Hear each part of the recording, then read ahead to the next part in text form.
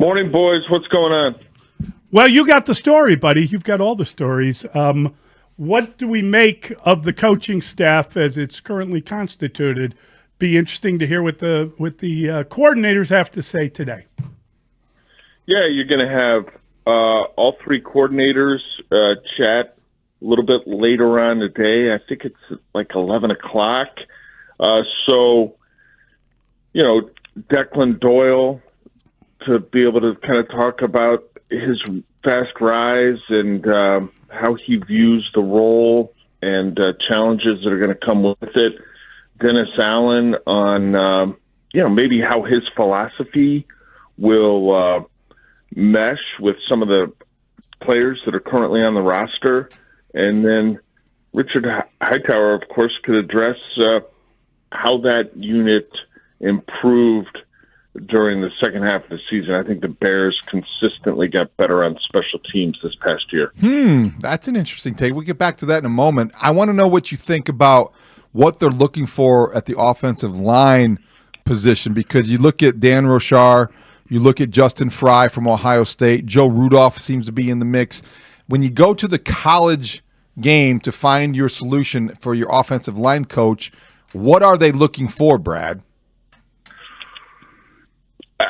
Yeah, I mean, you're looking for a teacher, right? Ultimately, what's a coach? A coach is a teacher. I think you're looking for someone who can develop what's going to be a new group. And that's a big hire. A lot of people tell you that the offensive line coach is the most important position coach, maybe the, third most important guy on the staff for a head coach, because we all know if you're not playing well in the trenches, it's going to be difficult to win, certainly difficult to win consistently. And it's interesting because you get college coaches interviewing for not just Bears jobs now, but that's happened for some of the other teams in this cycle now. And it seems like the names get out a lot easier than they did previously, right? And some people would speculate that that's because in some instances, and I'm not saying in any way, shape, or form this applies to the Bears, but in some instances, people feel college coaches attempt to leverage NFL interest for more pay from the schools. Because 5-10 years ago, you didn't hear about college guys interviewing for jobs, Right. Unless they got the job, right? Hey, the Bears are hiring a cornerbacks coach. He's from the University of pick your school. Right. You didn't hear about candidates that interviewed for jobs and didn't get them. I'm curious, Brad, when we talk about Richard Hightower, why was he retained? I mean, just because he's like seemingly the only guy that's coming back. We saw a couple. I know you had a list of about 5 guys.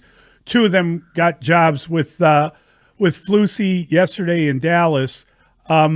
Is Hightower the only guy coming back, and why? That unit got better as the season went on. I think they ranked 5th or 6th in DVOA. They were easy top 10 in rankings that John Bonamego, who was a coordinator for a long time, compiles on a weekly basis. I haven't seen the Rick Gosselin stuff yet this year, but they made a jump there at the end of the year, and you saw I think the punter improved. I mean, Cairo Santos has been a pretty consistent guy for them for a long time, but they had some core guys, and some of them were younger players that played pretty well for them in terms of coverage and those types of things. So I believe there's value in having a coach that's on the roster that can kind of let the new coaches know, hey, this is what the experience is with this guy. Here's what he does well. Here's what he hasn't done well. Like, listen, they were interested in Darren Rizzi, and Rizzi had a whole bunch of opportunities, or a few anyway, seems like those have dwindled. If he doesn't get the Saints job, which most people are reporting is likely to go to Kellen Moore, the Eagles offensive coordinator after the Super Bowl, in which case you would figure that Rizzi would wind up reuniting with Sean Payton with the Denver Broncos, which is where I think most people have figured Rizzi was going to land all along. I don't want to speak for everybody, Brad, but I think the head-scratching element of the Hightower coming back is that the misses were pretty high-profile misses, and the blocked field goal operation when you don't make a change and you thought, well, that's obvious that you're going to make a change, and they didn't, and it was a failed process. And I thought sometimes when you have things like that happen, you cost you your job. Matt Eberflus Exhibit A. So I think that's the surprise. As much as I understand why you want a holdover coach, maybe to bridge the gap and transition and all those things, it just was a little bit of a surprise that he would be the guy that's coming back. I can understand that because they had high-profile special teams errors in the middle of that season. There's no question about that. But Hightower's been doing it a long time, and they obviously believe he will be able to keep them at a high level to start next season.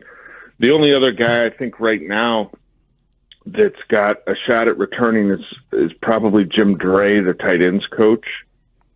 He, I think, could be in the mix. Is he definitely coming back? I don't know that. These things are really fluid, and it moves fast, and coaches can feel like they're in a good spot that they're going to get an offer from a team or a head coach 1 hour, and 3 hours later it can be completely different. Like the job's not there anymore. You're not the guy for it. So we'll see. They continue working to put this together, and you would think that certainly by this time next week, the Bears would have probably the majority of that staff for Ben Johnson filled out.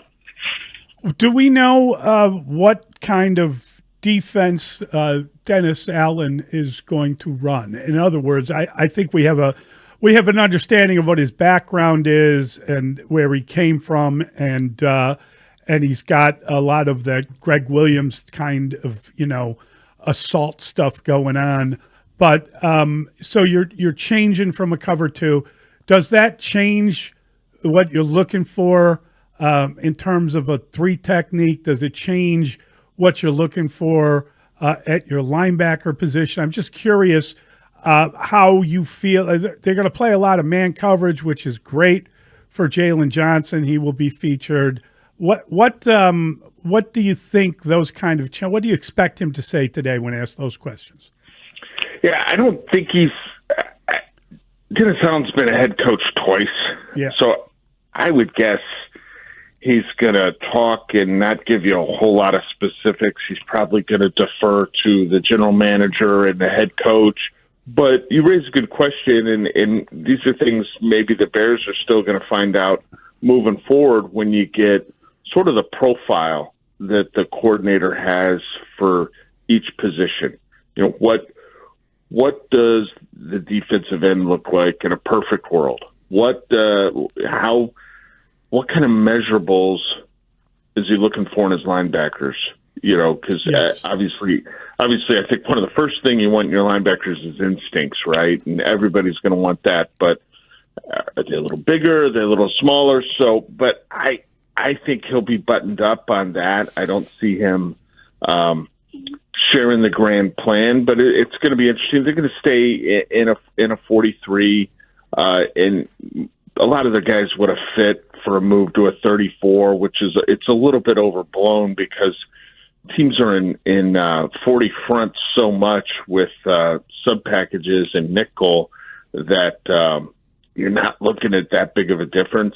But as much focus as there is on the offense and the need to build around Caleb Williams and the need for them to improve the offensive line, they've got to get better defensively, because outside of that red zone defense, which was highly ranked this past season, was excellent, they really dropped off and dramatically so and some other key metrics. The run defense was really poor.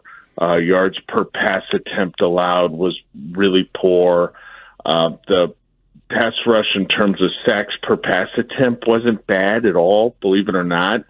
But I don't know that you'd say their pass rush passed the eye test most weeks, so they've got to get better there as well. So, Brad, we know about Declan Doyle, 28-year-old coaching prodigy that we'll hear from later today as the offensive coordinator. But last night also, it looks like Ben Johnson added grizzled veteran 37-year-old Press Taylor to the offensive staff as the passing game coordinator. Now, they didn't overlap, but Zach Taylor, Press's brother, did coach with Ben Johnson in Miami for about 3 or 4 seasons. What do you know about that relationship, and how surprised were you that they added a passing game coordinator? I'm not surprised they added a passing game coordinator. That's kind of standard on most staffs now, and it's really remarkable how large some of these coaching staffs have grown.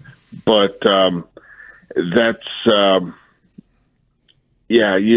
think you see more teams that have that now than don't, and it's sort of this vague title because it sounds like he's in charge of something, but really we all know Ben Johnson's going to be in charge of both the passing game and the running game. But he's a guy that's been around an awful long time, was in Philadelphia for quite a while when they had a lot of success, and he worked with Doug Peterson there.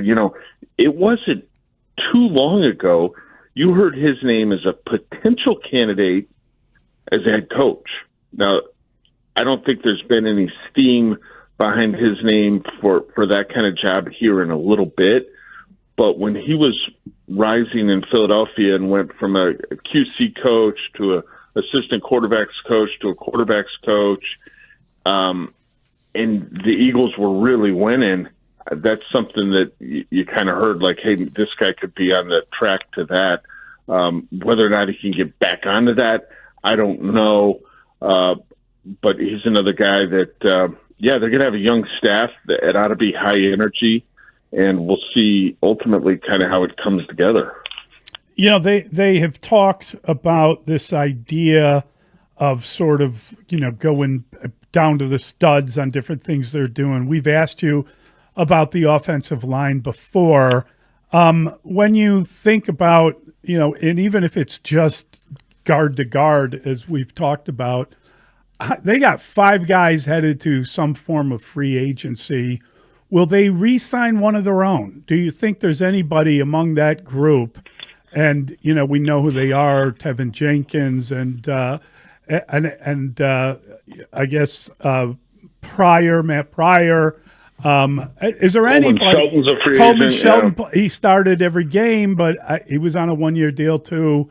And I think just when you look, Larry Borum, when you go through those names, is there anyone that you would have back even as a depth piece, or is it more looking elsewhere because it didn't work out? Yeah, you bring up a good question, because they need to improve their talent significantly, and they also need bodies because they had so many guys coming out of contract on the offensive line. So I think in the big picture, it's probably a blessing with them wanting to get better talent on the offensive line. It's not like they've got to cut guys that are making too much money to create space. Like Nate Davis already got himself cut, so he's gone. Of the pending free agents, in my opinion, the guy with a potential opportunity to be re-signed is Matt Pryor, and not as a starter, right? You're not gonna pay him to come back and man the fort at right guard like he did this past season. But you look at what he did, and he was 3rd on the team in terms of offensive linemen and snaps. He played more than 1,000 snaps. He started 15 games.